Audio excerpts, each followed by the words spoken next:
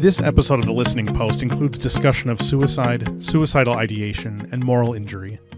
If you or someone you know is in crisis or thinking about suicide, help is available 24/7. Call or text 988 to reach the Suicide and Crisis Lifeline and press 1 to connect with the Veterans Crisis Line.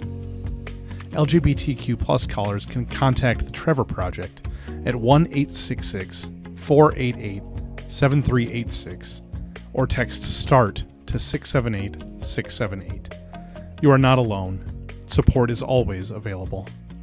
Hello, my name is Ritonia, and I am Bishop Suffragan of Armed Forces and Federal Ministries.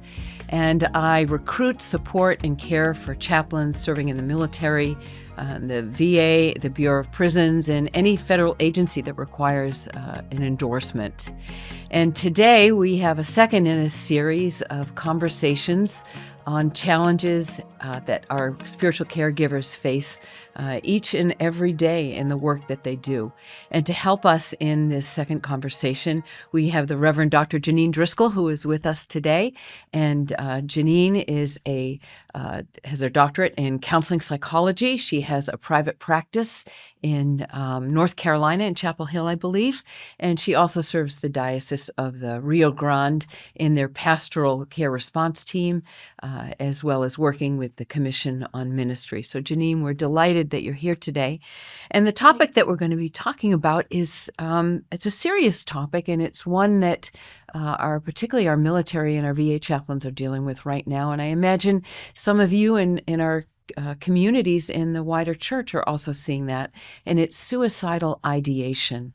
And it is sadly on the rise in our military, and it is really concerning. And so I think, Janine, my first question for you today is, what is suicidal ideation?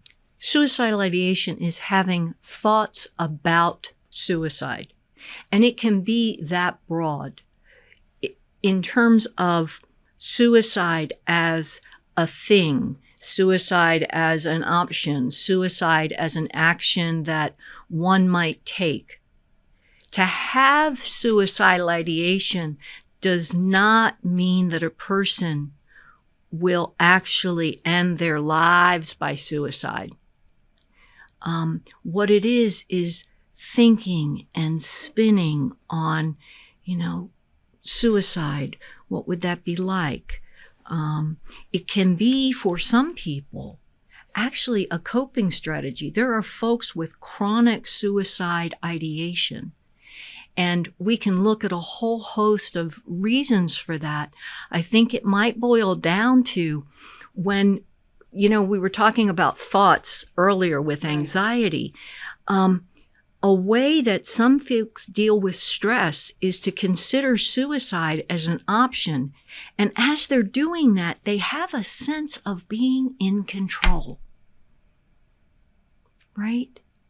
And so one of the things to think about when you're sitting with someone who has suicidal ideation is to find ways to ask about, what are some ways, what was the last time you felt you had some control in your life? What were you doing? Right? Because you see, sometimes our thoughts and the narratives that we spin, even with something as serious as suicide, can be a way of feeling in control, can be a way of distracting ourselves. So it's very important to think about, just because someone has suicidal ideation does not mean they're going to end their lives. But that being said, understanding what some of the factors are so that y'all can get curious about it.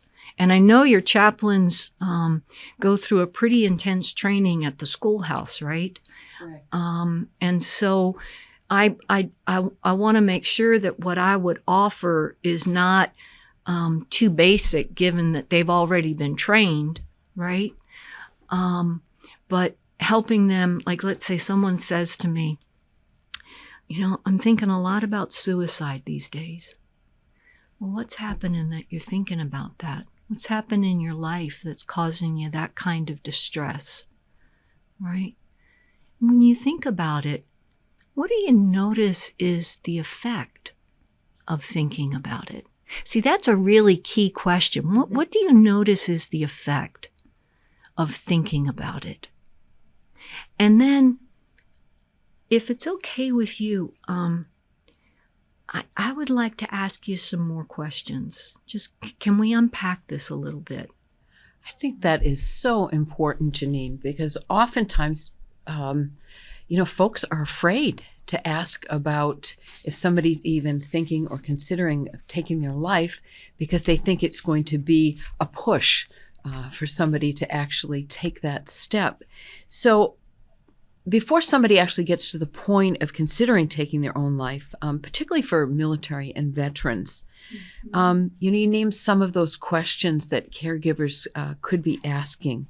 But what else do you think folks could be asking concerning suicidal ideation? Yeah, so you're sitting with someone and they are very distressed, and you ask them, tell me about your circle of support.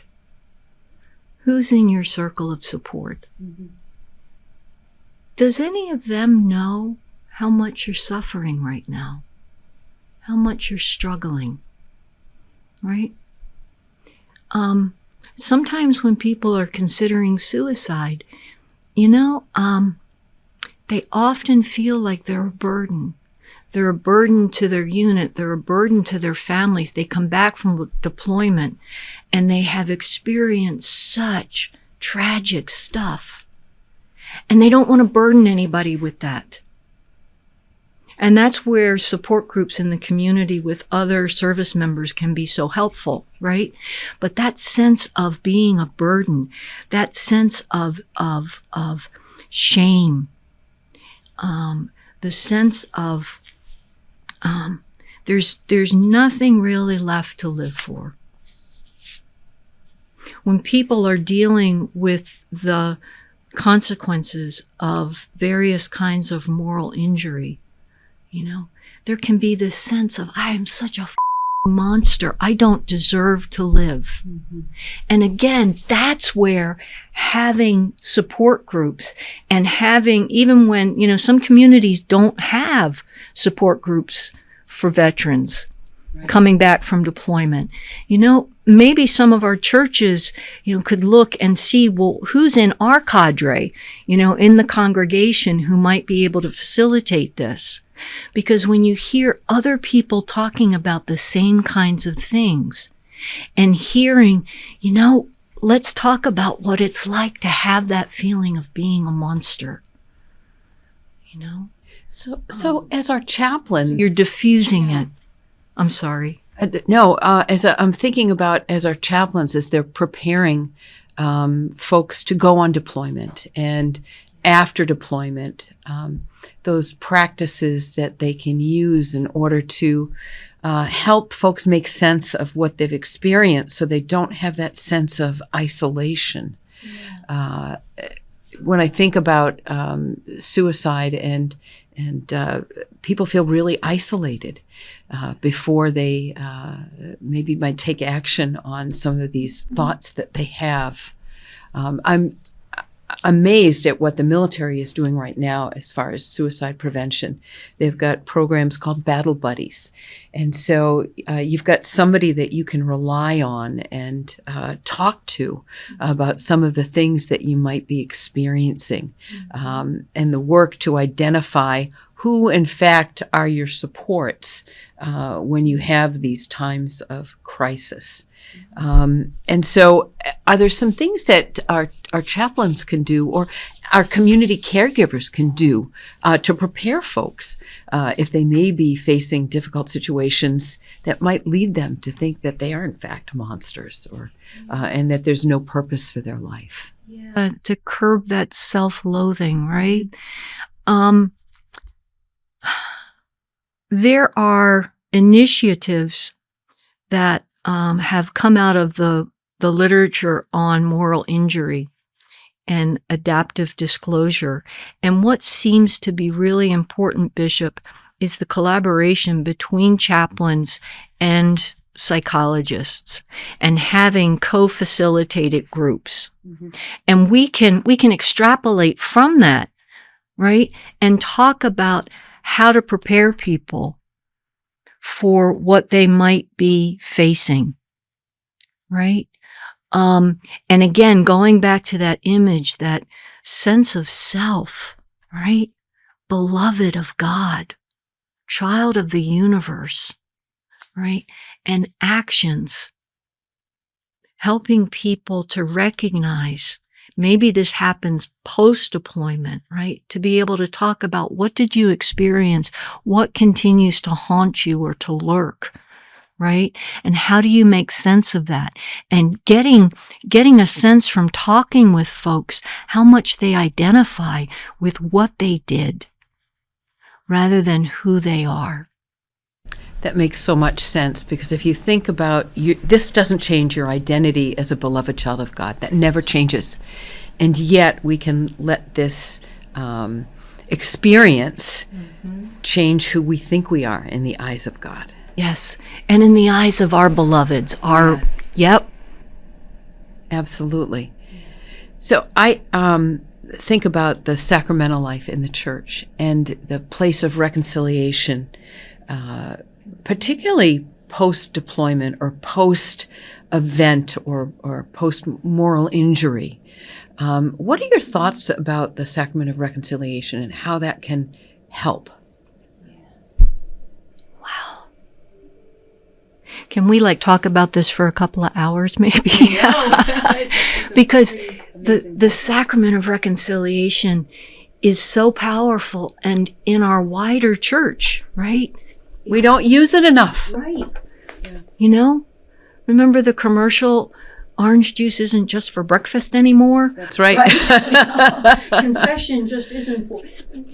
So in the sacrament of reconciliation, I think what's very important is actually, we prepare people for baptism. And maybe something that chaplains could do is pre-deployment, during deployment, afterwards, is to talk about what the sacrament is, right? And what it means.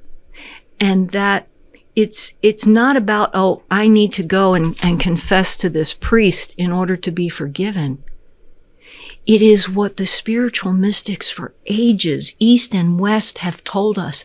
When we name that which is bothering us, distressing us, that we feel so shameful about that we dare not speak it, but then we finally do. Right? And it sheds light and just opens it up to the healing power of God.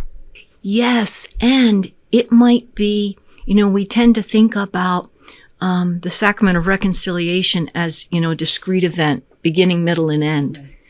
And what might be helpful is to invite persons back and say, hey, you got into some really powerful stuff.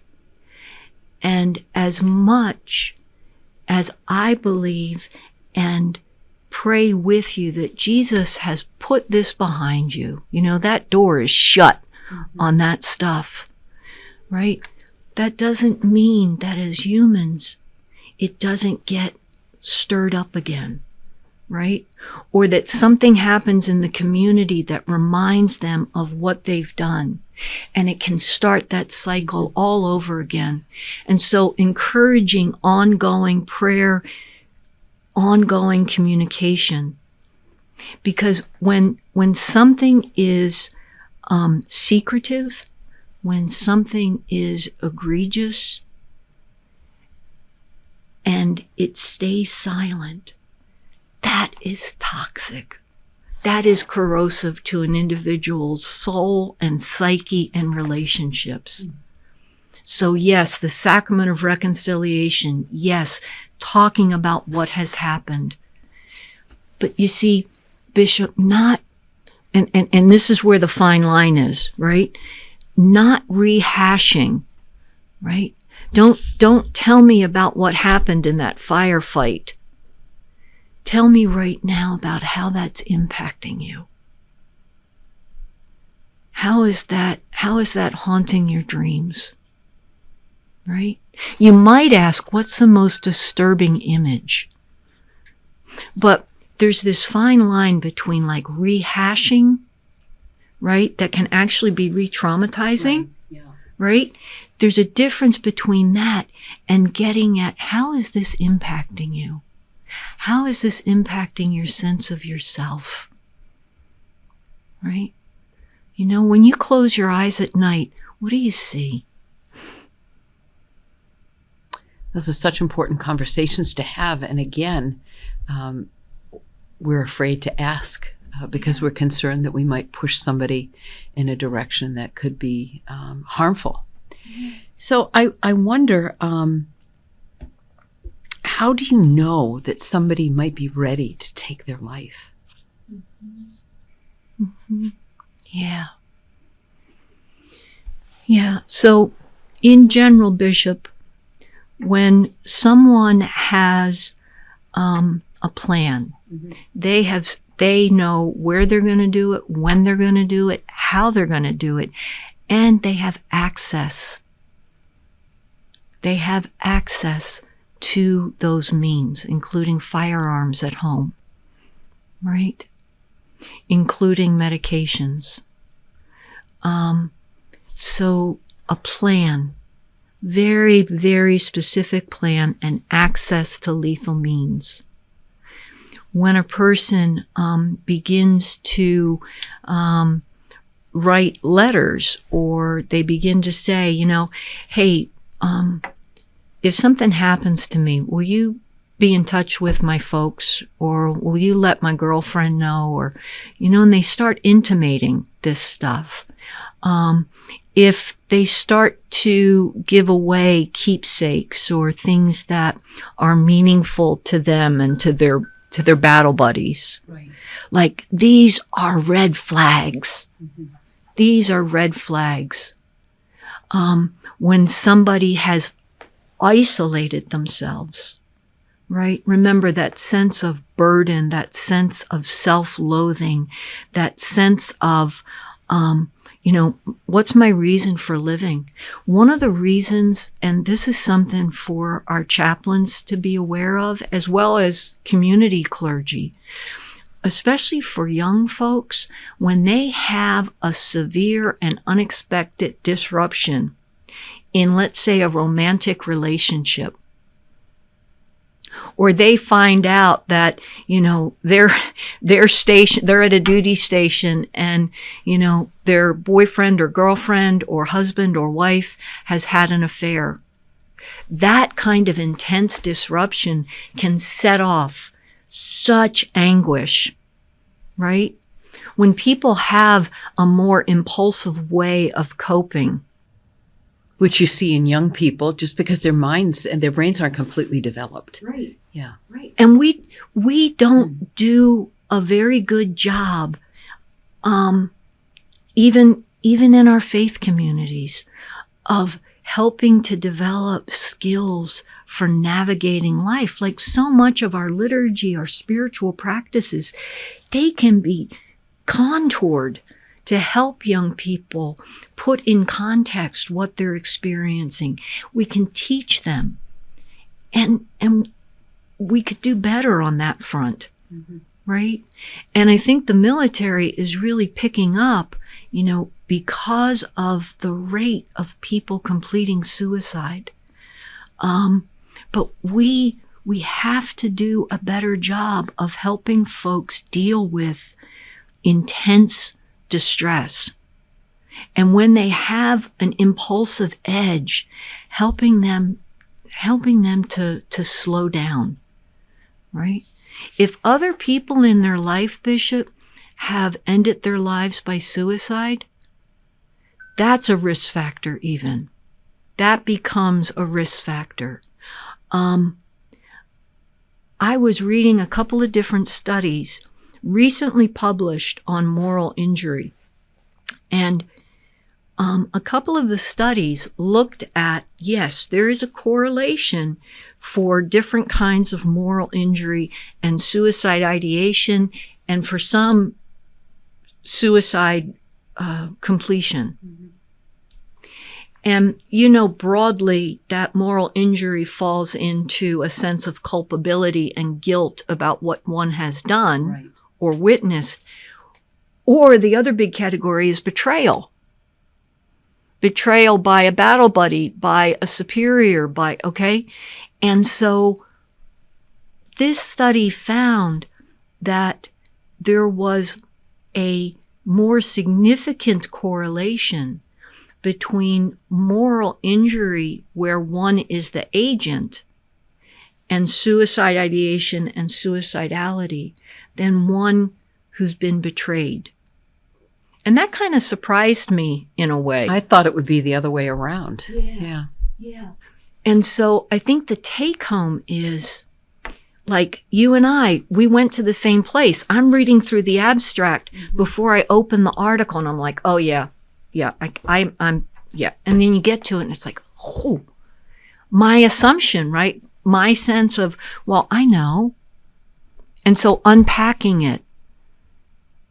Yeah, so what happened in battle and your sense of self, right? That doesn't mean that if a person has been an agent of something that was morally injuring, they're going to go to suicide. That also doesn't mean that if someone who has been betrayed, because betrayal, Bishop, is a relational trauma. Whether it's betrayal in the military, betrayal in intimate relationships, that's relational trauma, right? Whenever your trust has been violated, that is emotional trauma. Yeah. Well, like you were telling me about how folks experienced going into their offices one day and all the materials are removed about DEI and, right? And folks' anxiety really ramped up. And one of the things that you and I talked about was that was an intrusion, that was a boundary violation. And boundary violations are part of trust violations and part of betrayal. So, Janine, could you describe what non-demand correspondence is? Yes. So an individual gets discharged from a psychiatric hospital. Sending a note or making a call in which I would say something like, hey, Joe, I am just wanting to touch base, let you know I'm thinking of you. Wonder how you're doing. No need to call me back. You know, I'm just letting you know that I'm thinking of you. Right. That makes so much sense. And I think even congregational ministry, yes, checking in on your people can really make a huge difference, not only in your relationship, but how they feel about themselves and their value and their worth, which can be a inoculation of some kind against, hurting yourself or taking your life. That is a really neat metaphor. An inoculation. Mm-hmm. Yep. And that's something that I know I could be better at is making sure that I'm checking in more often.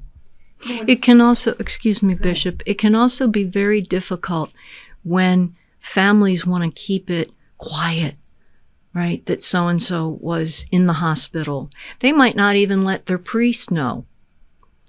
And then that further isolates the person. And the family, which can be just heartbreaking. Mm-hmm. So if somebody comes to you and says, I'm thinking about taking my life, what would you ask them in that moment? What is happening in your life that's causing that kind of pain?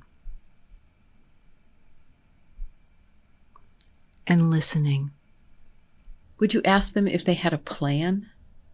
That would be next. See, one of the things that can happen is the chaplain, the clinician, can get anxious at that moment and can kind of go into, doing this assessment, which is necessary, right? But it's also a human interaction. And so trying to go at it focused and gentle, right? As opposed to reactionary and anxious. Yeah. Yeah. And so after, what's causing you that kind of pain, right? You said you're thinking about suicide. Tell me what you're thinking about when you think about suicide. Like, for instance, do you have a plan? Are you actually considering like how you would do it? Right? Have you thought about a place? Those are hard questions to ask. Yes, ma'am. Yeah. And the thing is that a chaplain or a priest in a congregation may feel, especially if they're getting answers like, yep, this is what I'm planning on doing. When are you planning on doing this? What's your timeline? For some, maybe not for the chaplains, but for community clergy, it could be like flooding. And that's where it's so important to have connections and collaborators that you can say to somebody, you know what, I'm just going to take a time out. I need to call and get some advice here. And to be straightforward about it. And then to come back in and say, hey, look, I talked to a friend of mine who's a psychologist or a psychiatrist, and this is what they're recommending. Right? And so get the information and then figure out who you can talk to and come right back. Or make the call in front of the person. Mm-hmm. That's total transparency. Absolutely. Right. And again, builds trust. Yes. Yes. I'm also going to ask, like, who in your life knows that you're suffering this much? For a while, you had been moving forward. You had some traction. Tell me the last time you had traction to move forward, to keep going. And what's happened to that? Right? Because, the mystics used to talk about, well, if you've lost your sense of God's presence, one desert father would say, go back to the last place you had it. Like, when you're like looking for your glasses or whatever, right? Go back to the last place you had it. So what you try to do is to help them remember a time when they had a little traction. Mm-hmm. Right? That said, Bishop, there are times where an individual is so distressed, in such deep anguish, that they're going to do what they are going to do. And then our work becomes that acute work of dealing with the unit, dealing with the family, dealing with the congregation, right? That doesn't mean that we ought not to try to put a pause on the process of suicidality. But it is to be realistic that sometimes, in spite of our best efforts, people will end their lives. Right. Now, if somebody presents to a point where that they're going to take their life, and you've consulted with a mental health provider, and the mental health provider says they need to go to the hospital now, and that person refuses, where does that leave you as the caregiver?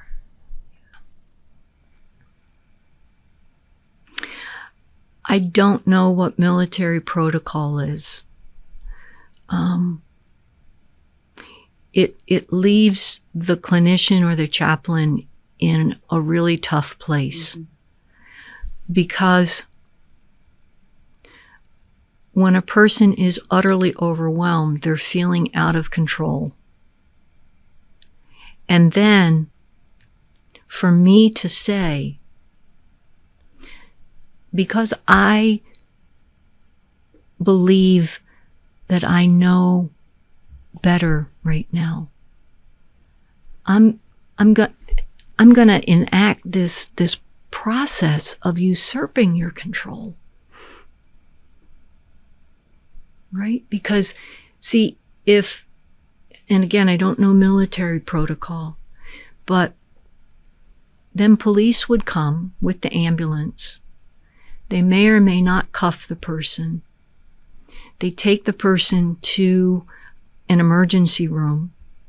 If the physicians there have a sense that the individual's life is imminently in danger, they'll put like a 72-hour hold, right? And again, yes, is it important to try to pause the suicidality? Yes. And also comes at great cost.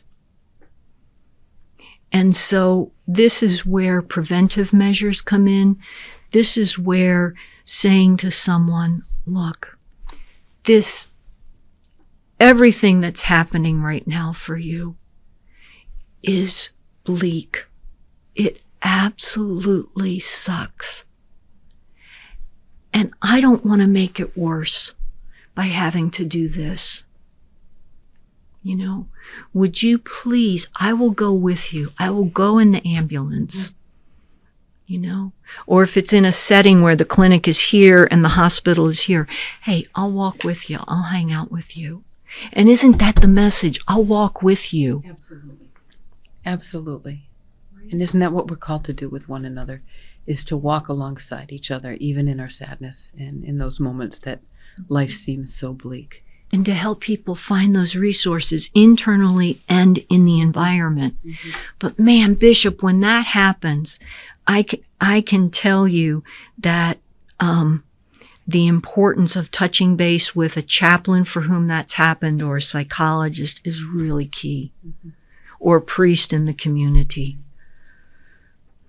As I'm thinking about this conversation, Janine, the idea of doing a spiritual assessment when we first meet with folks, to get their spiritual history, to get their family history, I think is key. And I do wonder about the tools that are out there in order to do a really good spiritual assessment. And that's something that I'm considering taking a look into, is what would be a really good tool in order to do that. Those questions that, when a new military member comes to meet the chaplain when they're checking in, is to ask those questions about, about suicide. Has there been a history of this in your family? Asking about their, kind of the state of their spirit at that moment. What's exciting them right now? What are they really, what are you living for right now? And what are your go-to strategies when you get distressed? Right. Let's talk about those, because what might be necessary is to expand that coping repertoire, and that brings in a point that it blew me out of the waters. I was reading studies on reintegration, and they had done a qualitative study, and several of the service members had commented that there is so much attention and time spent in inculcating military values and becoming a part of the machine, right? And there's very little to help prepare folks for moving from that way of living back into civilian life. And these military folks were grieving that loss. It's a huge loss. I've had conversations about this recently, about leaving active duty, and then those supports that people had while they were in the military are just gone. And what a role the church can play in providing that space to support those that are leaving the military. And our veterans. So I think we have a long way to go in that area, but what a rich and fertile mission field for the church. to connect and to support and to love our neighbor. So important at this time. Yes. And that sense of community, that sense of what the church was at its best, back in the 1st and 2nd centuries, right? The ecclesia, the gathering, right? And the sending forth. That's where we can make some impact. That's also where we can talk about this in adult forums, in adult ed, from the pulpit. Mm-hmm. And we can talk about things like, hey, belongingness, a sense of belonging is a very powerful protective factor to mental health in general and to, a buffer to suicide, right? A sense of purpose and hope in the here and now and beyond. A sense of humor, especially a sense of humor that is playful and lighthearted. Mm-hmm. I have a friend who's agnostic, and he decided one Lent that he was going to give up sarcastic humor because he was beginning to see the impact it was having on his kids and on his spouse. And for as funny as this guy was, sarcasm, you look it up in the dictionary, it has the roots of cutting, right? Mm-hmm. It comes from cutting, excoriating. So he gave it up for Lent and he's not picked it back up. But what's replaced it is a more dry wit, playfulness, lightheartedness, puns, those kinds of things. Because, see, we think of play as little kids. Play is a need we have until the day we die. And humor can be that. And that can be energizing, and it connects us. Even dark humor can do that. Yes. I've seen that in the military as well. Absolutely. Yes. Yes. Well, Jean, thank you so much for talking with us on this very serious subject, and we so appreciate your insights. Is there anything you'd like to add before we close? Yeah. Either now or at a different video session, could we spend a little bit of time talking about how chaplains can work with a unit when a soldier or a service member has ended their life, and ways to navigate that? Absolutely. In fact, we can probably talk about that when we talk about grief. Awesome. Thank you for joining us today on this episode of Spiritual Matters That Affect Us All. God bless you.